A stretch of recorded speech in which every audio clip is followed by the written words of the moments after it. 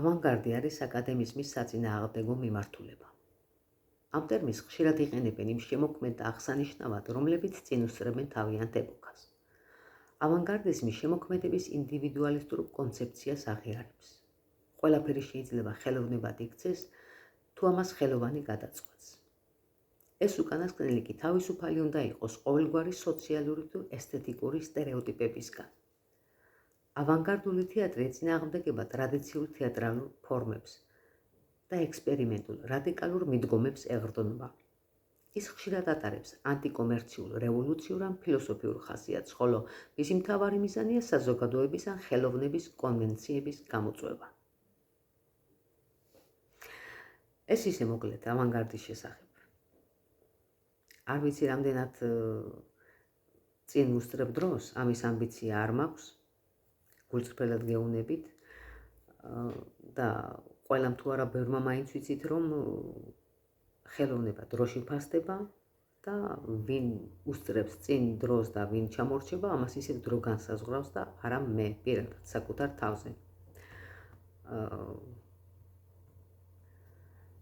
ხოლო რაც შეეხება ამ ჟანრს, ავანგარდს და რაღაცნაირად რომ შეიკრას ის დროის მიმდინარე მოვლენებთან დაკავშირებით, რაც ხდება დღეს ამ ჟანრთან დაკავშირებით. მინდა ჩემი ესეთი პატარა გამოცდილება გაგიზიაროთ, ჩემი ერთ-ერთი მონოსპექტაკლის და რიგით პირველი სპექტაკლის შემდეგ ასეთი მოსაზრება მოვისმინე. ეს არ იყო არც კრიტიკა, ჩემდა სამწუხაროდ, არც შეფასება, ჩემდა სამწუხაროდ და ჩემდა სამწუხაროდ იმიტომ, რომ ეს არ იყო უბრალოდ რიგითი მაყურებელი, თუმცა რიგითში არ გულისხმობს სტატუსს. ნებისმიერ ჩვენგანი რიგითები ვართ, არავინ არავიზე მეტი არ არის. რამდენადაც ერთმანეთისგან განსხვავდებით, იმდენად ყველა ერთივა და არავინ არავიზე მეტი არ არის, მოკლედ სტატუსის მიუხედავად. უბრალოდ გულისხმობ იმას, რომ ეს არ იყო უბრალოდ მაყურებელი, ეს იყო პროფესიონალი, იყო და არის პროფესიონალი. ყოველ შემთხვევაში ასე ითვლება, მაგრამ ამ ჩემი სპექტაკლის ნახვის შემდეგ მომწერა ასეთი ფრაზა, რომ მე ამ სპექტაკლით ქართულ თეატრს შევურაცხავ. გამეღიმა, დღემდე მეღიმება, თუმცა გავშვი, გავუცდი, არაფერი მიპასუხია, მაგრამ სამწუხაროდ აი ამ ფრაზის შემდეგ ჩემთვის მისი პროფესიონალი იქ დამთავრდა.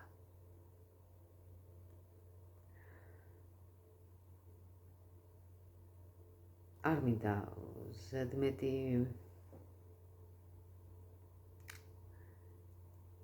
ანალიზისგან თავს შევიკავებ, რაღაცა მორალშიც არ მინდა გადავიდე.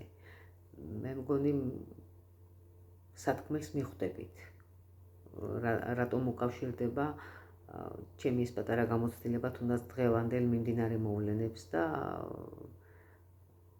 ზოგადად მირჩევნია, რომ ყველამ თქვენი საკუთარი დასკვნები გააკეთოთ.